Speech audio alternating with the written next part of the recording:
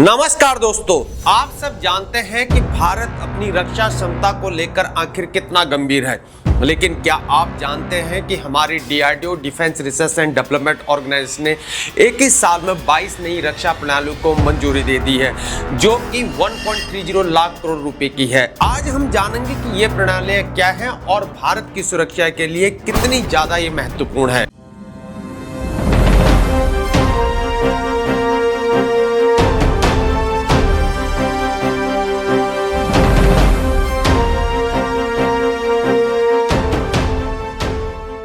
मेरे दोस्तों, बड़ी बात यह है कि भारत सरकार ने डीआरडीओ द्वारा विकसित 22 रक्षा प्रणालियों को मंजूरी दे दी है और यह एक रिकॉर्ड है।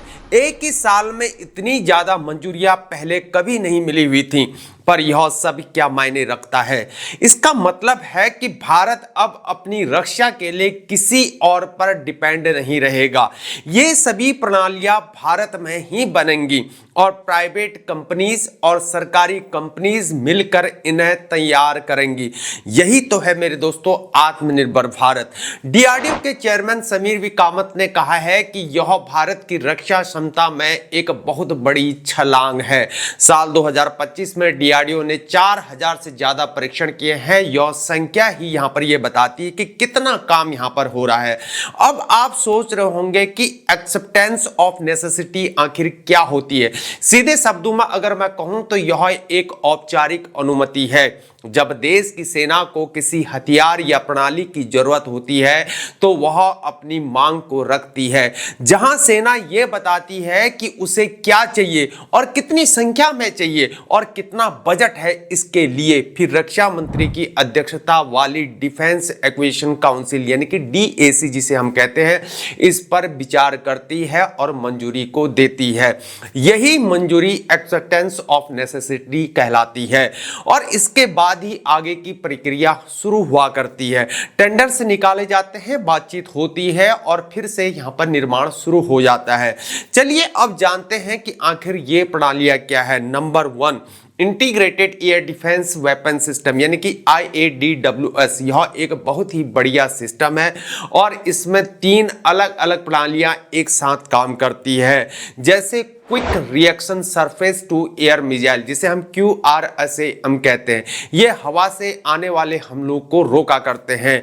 और very short range air defence system यानी कि VSHORADS, छोटी दूरी के हमलों के लिए। वह laser based directed energy weapons, laser हथियार, सब कुछ एक सेंट्रल कमांड सेंटर से नियंत्रित होता है। और नंबर 2, अनंत शस्त्र QRASM। इसका पूरा नाम पर यह है quick reaction surface to air missile system. यह मिसाइल मेरे दोस्तों बहुत तेजी से प्रतिक्रिया को करती है और दुश्मन के जो हवाई जहाज होते हैं उनको निशाना बनाने के लिए यह बिना देर किए यहां पर तैयार हो जाती है। इसे कई बार परीक्षण भी किया गया है और यह पास भी हो चुकी है। और number 3, long range air to surface supersonic cruise missile LRASSCM। यह मिसाइल हमारे लड़ाकू विमानों को बहुत दूर से हमला करने की क्षमता को देगा और यह ब्रह्मोस जैसी प्रणालियों के साथ काम किया करेगी। और number 4, Astra MK2 beyond visual range air to air missile. यह हमारे फाइटर जेट्स को आंख के बाहर से ही दुश्मन को मार गिराने की क्षमता को देगा। यह पूरी तरह भारत में बना हुआ है डीआरडीओ द्वारा। Number 5, IDDIS MK2 integrated drone detection and interdiction system. Drones के इस समय में यह प्रणाली बहुत जरूरी है। इसमें रडार, कैमरे, जैमर्स और 10 किलोवाट की लेजर होती है जो 2 किलोमीटर दूर तक ड्रोन्स को निष्क्रिय कर सकती है। पहले यह रेंज आधी हुआ करती थी। नंबर 6, नाग मिसाइल सिस्टम ट्रैक्ड MK2। यह एक एंटी टैंक मिसाइल है। टैंकों और बख्तरबंद वाहनों को मारने के लिए यह बहुत सटीक होती है और नमाइका से लॉन्च की जा सकती है। Number 7, advanced light weight torpedo. पनडुब्बियों के खिलाफ यह एक शक्तिशाली वेपन है। पहले की टाइल सेना से यह बेहतर है और अन्य सिस्टम के साथ भी काम को कर सकती है। और number 8, procedure based mode mine next generation PBMMNG। यह समुद्र में बिछाई जाने वाली एक आधुनिक खदान है। नौसेना युद्ध में यह बहुत महत्वपूर्ण भूमिका को निभाएगा। नंबर 9वां, airborne early warning and control AEW&C MK1 alpha 1A। आसमान में निगरानी के लिए यह प्रणाली बहुत जरूरी है। यह दूर से दुश्मन की हरकतों को देख सकती है। नंबर 10वां, माउंटेन रडार। सीमावर्ती पहाड़ी इलाकों में निगरानी के लिए ये रडार बने हुए हैं। ये 3D में ट्रैकिंग को कर सकते हैं। नंबर 11वां, तेजस MK1A फुल मिशन सिमुलेटर। यह पायलटों को ट्रेनिंग देने के लिए है।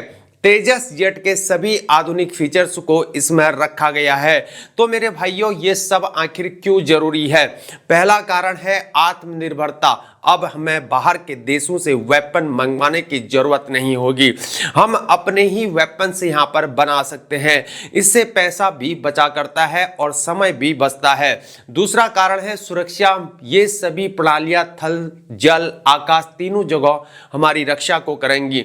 ड्रोन्स से भी बचाव होगा। तीसरा कारण है रोजगार। जब घरेलू उद्योग को ये काम मिलेगा तो उन्हें लोग नियुक्त करने होंगे। लाखों नई नौकरियां यहाँ पर बन जाएगी।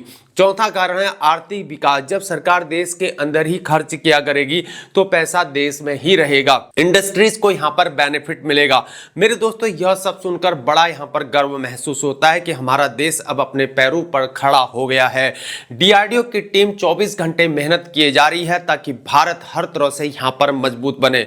मेरे दोस्तों, अगर आपको यह जानकारी अगर आपको अच्छी लगी तो हमारे वीडियो को लाइक करिए और इसको शेयर कीजिए और हमारे चैनल को सब्सक्राइब करना ना भूलें। कमेंट सेक्शन में अपनी राय को जरूर बताएं, आपको इन प्रणालियों में आखिर कौन सी सबसे ज्यादा दिलचस्प लगती है।